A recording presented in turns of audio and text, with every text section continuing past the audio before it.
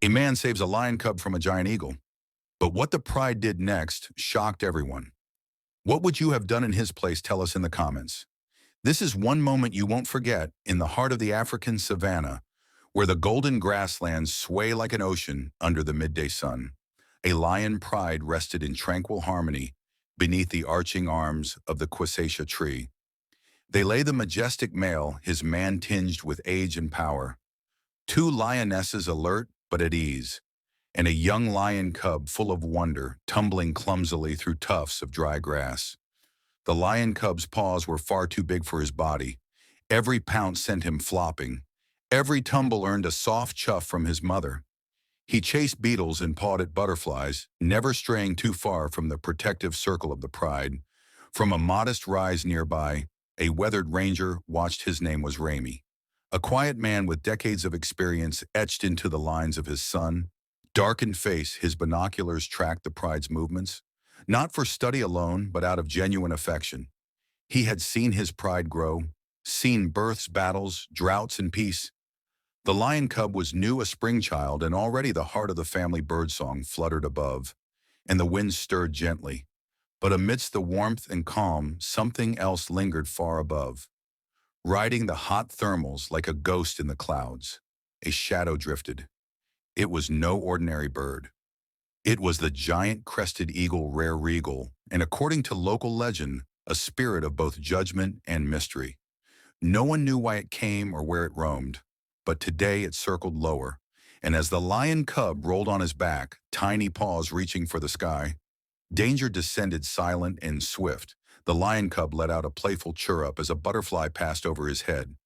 But then the sunlight vanished for a brief instant. A vast shadow blotted the grass. The giant crested eagle wings, nearly 9 feet across, dropped from the heavens like a bolt of lightning. In that instant, everything changed. The air cracked with force. A gust of wind kicked up dust, and a shrill cry rang through the plains. The talons found their mark. The lion cub squealed a helpless, piercing sound as the eagle's claws closed around his midsection. In a flurry of feathers and fury, the bird lifted from the earth, the cub dangling beneath it. Twisting and yowling, the lionesses roared, their bodies exploding into motion.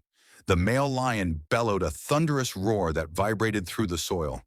He lunged forward with terrifying speed, but the eagle was already airborne. Ramy's binoculars dropped. He leapt from his vehicle, heart hammering. "No, no, hold on, little one," he shouted, grabbing the only thing within reach, a long stick, and sprinting toward the commotion. The air was still filled with the cries of the pride and the fading wails of the lion cub. Dust swirled, panic reigned the eagle. A living shadow against the pale blue sky began to climb wings, beating, gaining height, clutching the wriggling lion cub. The chase had begun, and the plains, those once peaceful sunlit plains, now echoed with the cries of a family torn apart and the thunder of paws chasing the wind. The male lion tore through the grass, his strides enormous, his roar echoing across the valley. He was no longer just a symbol of power. He was a father in motion, possessed by the primal force of protection. Behind him, the two lionesses flanked either side, their bodies rippling with strength and fury. Their golden coats blended with the grass, but their eyes never left the sky above them. The giant crested eagle soared higher. The lion cub still clutched tight in its talons. The cub's cries were weakening. Ramy ran diagonally, a calculated gamble to intersect the bird's path. He fumbled for the radio clipped to his belt. "Emergency, giant eagle cubbing claws, send back up to Sector 9. Repeat, Sector 9. But the wind swallowed his words just as it lifted the eagle further skyward. The lion cub twisted little paws, dangling tail whipping in the wind. Time was bleeding away. The eagle flew in a looping arc, as though deciding whether to ascend further or find a perch.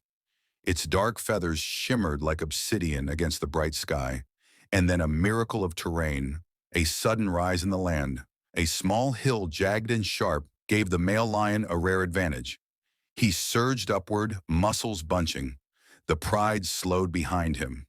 Ramy halted, breathless, eyes wide. The eagle made its final push to escape, but the lion was ready atop the rise. The male lion let out a roar that shattered the sky, and then he leapt. Time paused. It was a sight few would ever believe had they not seen it with their own eyes. The mighty lion airborne, suspended mid-leap with paws, outstretched reaching for the bird that had dared steal his bloodline. The eagle swerved mid-flight, startled, but it was too late. A powerful paw connected with the bird's wing, claws raking through feathers and flesh. The eagle shrieked a high, awful sound and its body twisted. Meta the lion could not hold the eagle, but he had done enough. The lion cub slipped free. For a terrible moment it fell. Rami screamed, sprinting forward, arms out. Dust kicked up. The lion cub tumbled from the sky like a broken branch, limbs flailing with desperate instinct.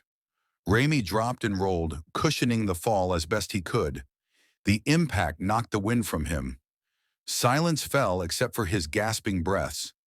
The eagle, now injured, flapped away in erratic circles, finally disappearing into the western sky, a dark that against the bright clouds, and then from the cradled folds of Rami's arms came a sound, a faint, weak mewl. The lion cub was alive, bruised, shaken but alive. And now the land itself seemed to hold its breath, waiting for the final act. Rami sat back slowly, hands trembling, eyes fixed on a lion cub sprawled across his lap. The cub blinked, groggy, dazed but conscious, a scrape across the brow, a limp in one paw, but by some miracle no broken bones. The ground began to tremble again, but not from danger. The lion Pride was approaching. The male lion led, panting heavily. His eyes locked onto Rami's. Behind him came the lionesses, snarling low, their tails twitching with alarm. Rami didn't move, not an inch. He understood the rules. He was in their world now, and he had touched what was most precious to them. But the male lion did not pounce. Instead, he stood still, chest heaving, staring. It was not anger that filled his golden eyes. It was something else, something older, recognition with cautious grace. Rami gently laid the lion cub onto the grass and stepped back. The mother lioness rushed forward, her muzzle instantly pressed to the cub's fur. She licked him frantically, checking, comforting. The lion cub whimpered, then purred, faintly. The male lion let out a deep, satisfied rumble and lowered his massive head beside the cub behind them. The conservation team finally arrived, vehicles skidding to a halt, boots stomping through the grass, but no one dare interrupt. The reunion was sacred. Rami backed away, heart-pounding, watching as the Pride encircled their young. Once more he had done his part, and now the wild was whole again. Long after the dust had settled and the lion cub was once again nestled between his Pride, the story echoed beyond the savannah in nearby villages. Elders gathered children around evening fires and retold the tale. They spoke of the giant crested eagle, not as a villain but as a spirit, a tester of courage. Some believed it was an omen of change. Others whispered that it came to weigh the hearts of beasts and men alike. But the hero of their tale was not only the lion who leapt into the sky, nor the ranger who caught a cub falling from the clouds. The hero was also the lion cub itself, fragile yet brave, surviving the sky's wrath and returning to the earth. Rami, back at the outpost, never sought recognition. He only smiled when asked about it. But in his journal he wrote, "I saw something today that I will never forget, a lion's love, a bird's test, and the moment a cub fell from heaven into my arms, and somewhere deep in the wilderness, the lion Pride moved on." The lion cub, still small, still playful, never again strayed too far from his mother's side. As the sun dipped westward and the savannah glowed in amber light, the Pride walked in silhouette, regal, united, eternal. And behind them, from a ridge far away, the ranger watched quietly, gratefully knowing that for one fleeting moment, he had been part of something ancient, wild, and utterly sacred. If this story moved you, the courage of a lion, the fall of a lion cub, and the breathtaking moment when the wild came together, then help us share the magic of nature with the world.